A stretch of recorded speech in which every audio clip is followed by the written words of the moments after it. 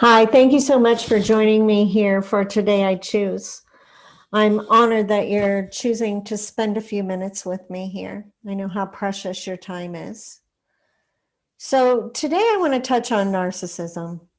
And, if you hop on my blog, you'll be able to read much more in depth. But, what I'm really wanting to look at is, the different avenues that narcissism can present itself.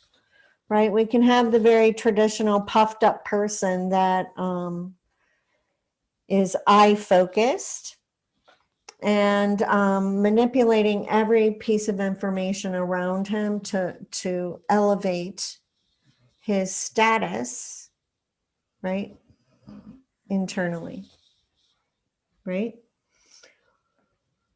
Like that person that's always fishing for compliments, or they're controlling people, right? With niceness, or that can abusers, every abuser has a level of narcissism, or they wouldn't feel that they have the right to take control of another's body, right? So that's a spectrum, just like everything else.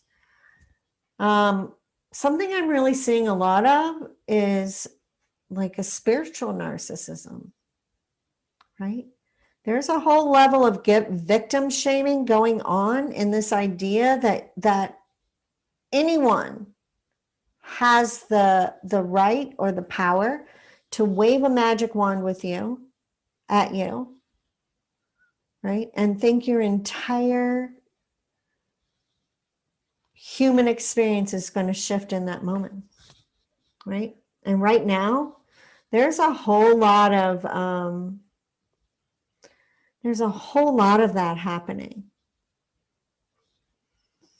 I have had so many experiences where I walked away from a healer that told me I was completely healed,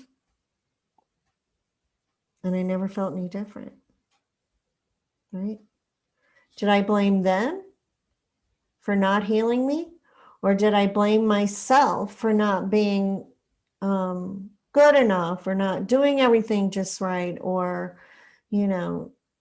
back into that old space of brokenness, right? If you'd have believed just enough, if you'd have done, right? If that's happened to you, I'm sorry. I'm really sorry, right? What you need is a guide, not a magic wand. You need to be able to see what is unseen right now. And you need to be activated, your circuitry upgraded, your physicalness upgraded, and that doesn't happen with a magic wand. Could it? Absolutely. Does it? Really rarely, right? Now I watch my clients go from a place of that want, of just, zap me. What we have to understand is a puzzle is put together one piece at a time, right? Now, often when you put a piece in a puzzle, it gives you the information to put a slew of pieces in that little space, right? So putting you back together is a real thing, right? Shaming someone into not being able to correct all 5 systems of being with one magic zap. Yeah, that's not real, right? These ideas that change happens with action, guys. Change happens with actions, not with ideas, right? If that idea isn't turning into an action, it's just an idea, right? Now, in both of these places, we can get caught up in this victimhood, right? And victimhood is being puffed up, upside down, right? When we're in victimhood, we can rarely have a conversation with someone because every thought, every word is about yourself, right? About how your body feels, how you're emotionally feeling, how you're physically feeling, how you're energetically feeling, and how you're spiritually feeling, right? When we're in victimhood, we're hurting everyone. When you're in a story, you're hurting everyone because everyone around you is sucked into illusion right along with you. If you're feeling sick all the time, then everyone around you is worried that you're sick, right?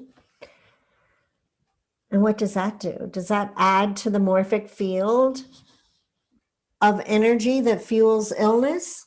Yes, right? Most often, our body is displaying disharmony in these 5 levels of being, right? Not just one. It's not just your body. That's why it's not getting fixed by just looking at your body, right? What's going on in all these other layers of your being, right? If all of these are firing and energetically, you've got circuits that turned off, you're going to struggle, right? If you're over here and everything looks amazing, but your behaviors